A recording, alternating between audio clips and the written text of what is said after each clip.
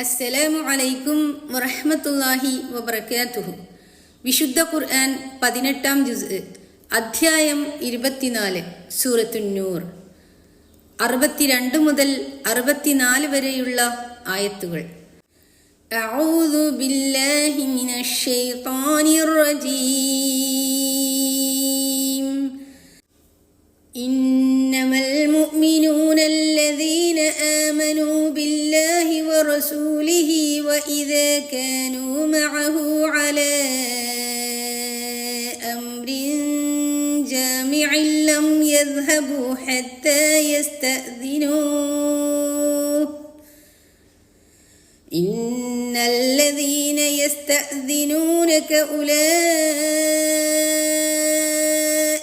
الذين يؤمنون بالله ورسوله فإذا استأذنوك لبعض شأنهم فأذن لمن شئت منهم واستغفر لهم الله إن الله غفور رحيم.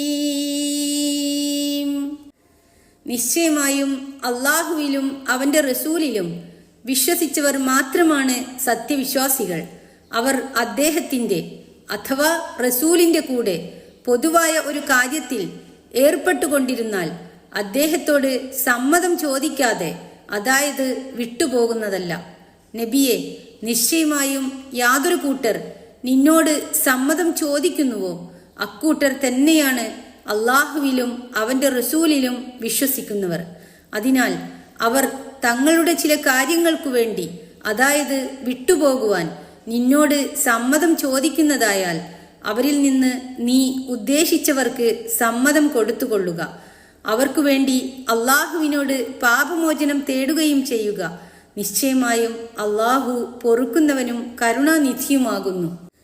വീട്ടിലെ അംഗങ്ങൾ, കുടുംബങ്ങൾ, സ്നേഹജനങ്ങൾ എന്നീ നിലക്ക് തമ്മിൽ ആചരിക്കേണ്ടുന്ന പല മര്യാദകളും നിയമനിർദ്ദേശങ്ങളും വിവരിച്ച ശേഷം സംഘങ്ങളും സംഘടനകളും അനുഷ്ഠിക്കേണ്ടുന്ന ചില ബാധ്യതകളെ ഈ വചനത്തിൽ അള്ളാഹു അറിയിക്കുന്നു. ഖുറൈശികളും അറബികളായ മറ്റു പല കക്ഷികളും കൂടി ഒത്തൊരുമിച്ച് മുസ്ലിങ്ങളുമായി നടത്തിയ ശ്രുതിപ്പെട്ട അഹ്സാബ് യുദ്ധത്തിൽ മദീന പരിസരങ്ങളിൽ മുസ്ലിങ്ങൾ വമ്പിച്ച ഒരു കിടങ്ങ് ഹന്തക്ക് കുഴിച്ചിരുന്നുവല്ലോ. ഈ ജോലി നടന്നുകൊണ്ടിരിക്കുമ്പോൾ കപടവിശ്വാസികളായ പലരും തക്കം നോക്കി ഉപായത്തിൽ അതിൽ നിന്ന് ഒഴിഞ്ഞു മാറുകയും കൈച്ചിലായി പോകുകയും ചെയ്തിരുന്നു. സത്യവിശ്വാസികളാകട്ടെ അനിവാര്യമായ ആവശ്യം നേരിടുമ്പോൾ നബി സല്ലല്ലാഹു അലൈഹി വസല്ലമയോട് അനുവാദം വാങ്ങിക്കൊണ്ട് മാത്രം സ്ഥലം വിട്ടു പോകുകയും ആവശ്യം തീർന്ന ഉടനെ തിരിച്ചു വരികയും ചെയ്തിരുന്നു. ഈ യുദ്ധത്തിൽ കപടവിശ്വാസികൾ മൂലം വേറെയും ചില ശല്യങ്ങൾ മുസ്ലിങ്ങൾക്ക് ഉണ്ടായിട്ടുണ്ട്. പ്രസ്തുത സംഭവമാണ് ഈ ആയത്തും അടുത്ത ആയത്തും അവതരിക്കുവാൻ ഹേതുവെന്ന് പറയപ്പെടുന്നു. അല്ലാഹു ആലം. അവതരണ ഹേതു ഏതായിരുന്നാലും ശരി, ഒരു സംഘവും അതിന്റെ നേതാവും തമ്മിലുള്ള ബന്ധത്തെയും ആ നേതാവിനെ അനുസരിച്ചുകൊണ്ട് അദ്ദേഹത്തിന്റെ പ്രവർത്തന പരിപാടികളിൽ അച്ചടക്കത്തോടെ സഹകരിക്കുന്നതിന്റെ പ്രാധാന്യത്തെയുമാണ് ഇത് ചൂണ്ടിക്കാട്ടുന്നത്. നബി സല്ലല്ലാഹു അലൈഹി വസല്ലമ തിരുമേനിയുടെ സാന്നിധ്യത്തിലും അവിടുത്തെ നേതൃത്വത്തിലും നടന്നുകൊണ്ടിരിക്കുന്ന ഒരു സംരംഭത്തിൽ നിന്ന് ഒഴിഞ്ഞുമാറി കൈച്ചിലാവുകയെന്നത് നിശ്ചയമായും ഒരു സത്യവിശ്വാസിയിൽ നിന്ന് ഉണ്ടാകുവാൻ നിവൃത്തിയില്ല. അത് കപടവിശ്വാസത്തിന്റെ വ്യക്തമായ ലക്ഷണമാണ്. നേരെ മറിച്ച് അതിൽ അച്ചടക്കവും അനുസരണവും പാലിക്കുന്നത് സത്യവിശ്വാസത്തിന്റെ ലക്ഷണവുമാണ് എന്ന് അള്ളാഹു പ്രസ്താവിക്കുന്നു. നബി സല്ലല്ലാഹു അലൈഹി വസല്ലമയുടെ മുമ്പിൽ സത്യവിശ്വാസികൾ എത്രമാത്രം ബഹുമാനത്തോടും അച്ചടക്കത്തോടും വർത്തിക്കേണ്ടതുണ്ടെന്ന് അടുത്ത ആയത്തിൽ നിന്ന് കൂടുതൽ മനസ്സിലാക്കാം. അവർ തങ്ങളുടെ ചില കാര്യങ്ങൾക്കു വേണ്ടി സമ്മതം ചോദിച്ചാൽ നീ ഉദ്ദേശിക്കുന്നവർക്ക് സമ്മതം കൊടുത്തുകൊള്ളുക എന്ന് പറഞ്ഞത് സാരഗർഭമാകുന്നു. സമ്മതം ചോദിക്കുന്നവർ ഉന്നയിക്കുന്ന കാരണങ്ങൾ ന്യായീകരിക്കാവുന്നതാണോ? അവർ സമ്മതിക്ക് അർഹരാണോ? സന്ദർഭം അതിന് യോജിച്ചതാണോ എന്നൊക്കെ ആലോചിച്ച് യുക്തം പോലെ ചെയ്യാമെന്നല്ലാതെ ചോദിക്കുന്നവർക്കെല്ലാം സമ്മതം കൊടുക്കേണ്ടതില്ല എന്നു സാരം. ആയത്തിന്റെ ആദ്യ ഭാഗം നേതാവിനോടുള്ള കടമയും രണ്ടാമത്തെ ഭാഗം നേതാവിന്റെ അധികാരാവകാശത്തെയും കുറിക്കുന്നു. അത്യാവശ്യ കാര്യങ്ങൾക്ക് പോലും, അതും തിരുമേനിയുടെ സമ്മതപ്രകാരം കൂട്ടായി നടത്തപ്പെടുന്ന പ്രവർത്തനങ്ങളിൽ നിന്ന് ഇടക്കുവെച്ച് ഒഴിവായി പോകുന്നവർക്കു വേണ്ടി പാപമോചനം തേടണമെന്ന് അള്ളാഹു തുടർന്നു പറയുന്നു. പൊതുവായ അടിയന്തര ഘട്ടങ്ങളിൽ നിന്ന് ഒഴിഞ്ഞു മാറുന്നതിന്റെ ഗൗരവം എത്രമാത്രമുണ്ടെന്ന് ഇതിൽ നിന്നൊക്കെ ഊഹിക്കാവുന്നതാണ്. അംരിൻ ജാമ്യ, പൊതുവായ കാര്യം എന്നതിന് ഉദാഹരണമായി മുൻഗാമികളായ പണ്ഡിതന്മാരിൽ ചിലർ യുദ്ധകാര്യങ്ങളെയും വേറെ ചിലർ ജുമുഅ, പെരുന്നാൾ, ജമാഅത്ത് നമസ്കാരങ്ങൾ മുതലായവയെയും എടുത്തു കാണിച്ചിട്ടുള്ളത് സ്മരണീയമാകുന്നു. പ്രസംഗം, അൽ ഖുതുബ നടക്കുന്ന എല്ലാ നമസ്കാര യോഗങ്ങളും ഇതിൽ ഉൾപ്പെടുമെന്ന് വഹാഖ് റളിയല്ലാഹു അൻഹു, ഇബ്നു സൈദ് റളിയല്ലാഹു അൻഹു മുതലായവരും പറയുന്നു. ഇന്ന് നാം പല സ്ഥലങ്ങളിലും വെച്ച് ആളുകളെ വിളിച്ചുകൂട്ടി നടത്താറുള്ള സതുപദേശങ്ങൾ, കൂടിയാലോചനകൾ, പ്രസ്താവനകൾ മുതലായവ ആദ്യകാലങ്ങളിൽ പള്ളികളിൽ വെച്ചും നമസ്കാരാനന്തരവുമായിരുന്നു മിക്കവാറും നിർവഹിക്കപ്പെട്ടിരുന്നത്. പള്ളികളും പൊതുജനങ്ങളുമായുള്ള ബന്ധം ഇന്ന് നാമമാത്രമായിരിക്കൊണ്ട് നമുക്ക് അതിന് അങ്ങാടികളും പീടികകളും മറ്റും ആശ്രയിക്കേണ്ടി വന്നിരിക്കുകയാണ്. അത്തരം കാര്യങ്ങൾ നബി സല്ലല്ലാഹു അലൈഹി വസല്ലമ തിരുമേനിയുടെ നേതൃത്വത്തിൽ നടക്കുമ്പോൾ അവിടുത്തോട് സമ്മതം വാങ്ങാതെ സ്ഥലം വിടുന്നതിനെ പറ്റിയാണ് ആയത്തിൽ പ്രതിപാദിച്ചത്. എങ്കിലും മുസ്ലിങ്ങൾ അവരുടെ നേതാക്കളോട് ആചരിക്കേണ്ടുന്ന പൊതുമര്യാദയാണ് ഇതെന്ന് ഹസ്സൻ റളിയല്ലാഹു അൻഹു മുതലായ പലരും പറഞ്ഞതായി നിവേദനം ചെയ്യപ്പെട്ടിട്ടുള്ളതുപോലെ നാം ഓർമ്മിക്കേണ്ടിയിരിക്കുന്നു.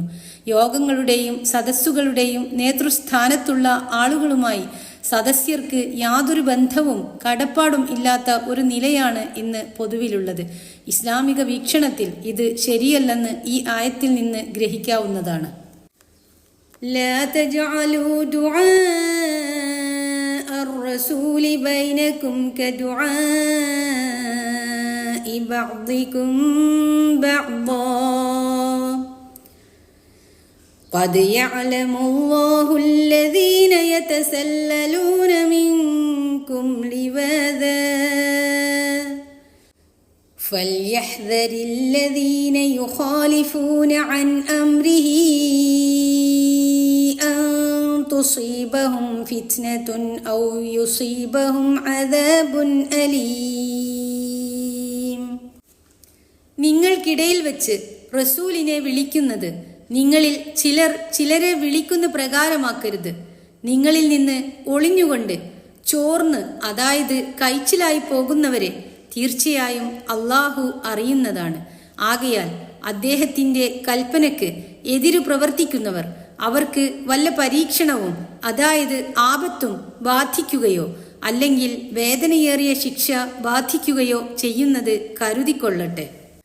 സാധാരണയായി ജനങ്ങൾ പരസ്പരം പേരും മറ്റും വിളിച്ച് സംബോധന ചെയ്യുന്നത് പോലെ നബി സല്ലല്ലാഹു അലൈഹി വസല്ലമ തിരുമേനിയെ വിളിക്കുവാൻ പാടില്ലെന്നും നബിയെ, റസൂലെ അഥവാ പ്രവാചകരെ, ദൈവദൂതരെ എന്നിങ്ങനെ ആദരപൂർവം മാത്രമേ തിരുമേനിയെ സംബോധന ചെയ്യാവൂ എന്നുമാണ് അള്ളാഹു കൽപ്പിക്കുന്നത്. നബി സല്ലല്ലാഹു അലൈഹി വസല്ലമ തിരുമേനിയോട് വാക്കിലും പെരുമാറ്റത്തിലുമെല്ലാം തന്നെ എത്രമേൽ മര്യാദയോടെ വർത്തിക്കണമെന്ന് മനസ്സിലാക്കുവാൻ ഈ ഒരേ ഒരു ഖുർആൻ വാക്യം മതിയാകും. വിശുദ്ധ ഖുർആനിൽ പോലും തിരുമേനിയെ മുഹമ്മദെ എന്നോ മനുഷ്യ എന്നോ അള്ളാഹു വിളിച്ചിട്ടില്ല. മാത്രമല്ല നബിയെ, റസൂലെ, പുതപ്പെട്ടിരിക്കുന്ന ആളെ, യാ അയ്യുഹൻ നബി, യാ അയ്യുഹർ റസൂൽ, യാ അയ്യുഹൽ മുദ്ദസ്സിർ എന്നും മറ്റുമാണ് വിളിച്ചിട്ടുള്ളത്.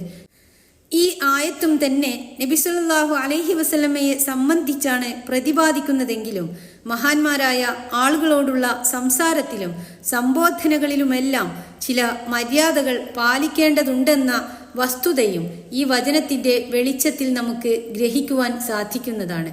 ദുആ എന്ന വാക്കിന് ഇവിടെ പ്രാർത്ഥന എന്നും ചിലർ അർത്ഥം കൽപ്പിച്ചിട്ടുണ്ട്. അപ്പോൾ ആയത്തിന്റെ സാരം, റസൂലിന്റെ പ്രാർത്ഥന നിങ്ങൾ തമ്മിൽ, അതായത് ഗുണമായോ ദോഷമായോ ചെയ്യുന്ന പ്രാർത്ഥന പോലെ കണക്കാക്കരുത് എന്നായിരിക്കും. അതായത് നബി സല്ലല്ലാഹു അലൈഹി വസല്ലമയുടെ പ്രാർത്ഥന അള്ളാഹുവിങ്കൽ പ്രത്യേകം സ്വീകാര്യമായിരിക്കുന്നതാകൊണ്ട് അദ്ദേഹത്തിൽ നിന്നും നിങ്ങൾക്ക് ഗുണത്തിനു വേണ്ടിയുള്ള പ്രാർത്ഥന ലഭിക്കുവാൻ തക്ക സാഹചര്യങ്ങൾ നിങ്ങൾ ഉണ്ടാക്കണം. നിങ്ങളുടെ ഗുണത്തിലല്ലാതെ കലാശിക്കത്തക്ക പ്രാർത്ഥന അദ്ദേഹത്തിൽ നിന്നുണ്ടാകുവാൻ ഇടവരുത്തരുത് എന്നൊക്കെ മുസ്ലിങ്ങളെ ഉണർത്തുകയായിരിക്കും ആ അർത്ഥപ്രകാരം ആയത്തിന്റെ താൽപ്പര്യം. തുടർന്നുകൊണ്ട് കഴിഞ്ഞ ആയത്തിൽ ചൂണ്ടിക്കാട്ടിയതുപോലെ പൊതുകാര്യങ്ങളിൽ നിന്ന് നബി സല്ലല്ലാഹു അലൈഹി വസല്ലമയുടെ സമ്മതം കൂടാതെ ഉപായത്തിലും തന്ത്രത്തിലും ചോർന്നു പോകുന്നവരെ അള്ളാഹു ശക്തിയായി താക്കീത് ചെയ്യുന്നു. അവരെപ്പറ്റി അള്ളാഹു ശരിക്കു അറിയുമെന്ന് പറഞ്ഞതിനു പുറമെ അവർ കാത്തുകൊള്ളട്ടെ, ഒന്നുകിൽ വല്ല പരീക്ഷണം അല്ലെങ്കിൽ വേദനയേറിയ ശിക്ഷ എന്ന് കനത്ത ഒരു താക്കീതും. അള്ളാഹു നമ്മെ കാത്തുരക്ഷിക്കട്ടെ. ആമീൻ. ഏതെങ്കിലും ഒന്നിന്റെ മറപിടിച്ച് രക്ഷപ്പെടുവാൻ ശ്രമിക്കുന്നതിനാണ് ലിവാദ എന്ന് സാധാരണ ഉപയോഗിക്കപ്പെടുന്നത്. വല്ല ഉപായവും തക്കിടിയും പറഞ്ഞ് ഒഴിഞ്ഞു മാറുക എന്നതാണ് ഇവിടെ ഉദ്ദേശം. എല്ലാ നല്ല പൊതുകാര്യങ്ങളിൽ നിന്നും പ്രധാനപ്പെട്ട രംഗങ്ങളിൽ നിന്നും എന്തെങ്കിലും കാരണങ്ങളുടെ പേരിൽ ഒഴിഞ്ഞു മാറുന്നവരും ഈ താക്കീത് ഗൗനിക്കേണ്ടതാകുന്നു. നബി സല്ലല്ലാഹു അലൈഹി വസല്ലമ തിരുമേനിയുടെ കാലക്കാർക്ക് മാത്രമല്ല ഈ ആയത്ത് ബാധകമാകുന്നത്. അവിടുത്തെ കാലശേഷം അവിടുത്തെ കൽപ്പനയ്ക്കും ചര്യയ്ക്കും എതിരു പ്രവർത്തിക്കുകയും അത് ന്യായീകരിക്കുവാൻ വേണ്ടി എന്തെങ്കിലും ദുർന്യായങ്ങളും യുക്തിവാദങ്ങളും പറഞ്ഞൊപ്പിക്കുകയും ചെയ്യുന്ന ആളുകളും ഈ താക്കീത് സഗൗരവം ഗൗനിക്കേണ്ടിയിരിക്കുന്നു. പരീക്ഷണം, ഫിറ്റ്ന, മിക്കവാറും ഇഹത്തിൽ വെച്ചും വേദനയേറിയ ശിക്ഷ, അദാബുൻ അലീം, മിക്കവാറും പരത്തിൽ വെച്ചും സംഭവിക്കുന്നതായിരിക്കുമെന്നാണ് വിചാരിക്കേണ്ടത്. അല്ലാഹു അഅലം. ഈ അദ്ധ്യായത്തെ അല്ലാഹു ഇപ്രകാരം അവസാനിപ്പിക്കുന്നു: അലാ ഇന്ന ലില്ലാഹി മാ ഫിസ് സമാവാതി വൽ അർദി ഖദ് യഅലമു മാ അൻതും അലൈഹി വയൗമ യുർജഊന ഇലൈഹി ഫയുനബ്ബിഉഹും ബിമാ അമിലൂ വല്ലാഹു ബികുല്ലി ഷൈഇൻ അലീം. അല്ല, നിശ്ചയമായും ആകാശങ്ങളിലും ഭൂമിയിലും ഉള്ളത്, അതായത് മുഴുവനും അള്ളാഹുവിൻ്റേതാകുന്നു. നിങ്ങൾ ഏതൊരു നിലയിലാണുള്ളതെന്നും അവർ അഥവാ കപടവിശ്വാസികളായുള്ളവർ അവൻ്റെ അടുക്കലേക്ക് മടക്കപ്പെടുന്ന ദിവസവും അവൻ തീർച്ചയായും അറിയുന്നു. അപ്പോൾ അവർ പ്രവർത്തിച്ചതിനെപ്പറ്റി അവൻ അവരെ ബോധ്യപ്പെടുത്തുന്നതാകുന്നു. അള്ളാഹു എല്ലാ കാര്യത്തെപ്പറ്റിയും അറിയുന്നവനാണ്. അള്ളാഹുവിൻ്റെ നിയമനിർദ്ദേശങ്ങൾ സ്വീകരിച്ചും നബി സല്ലല്ലാഹു അലൈഹി വസല്ലമ തിരുമേനിയുടെ ചര്യ അനുസരിച്ചും ജീവിച്ചു വരുന്ന സജ്ജനങ്ങളുടെ കൂട്ടത്തിൽ അവൻ നമ്മളെയെല്ലാം ഉൾപ്പെടുത്തട്ടെ. ആമീൻ.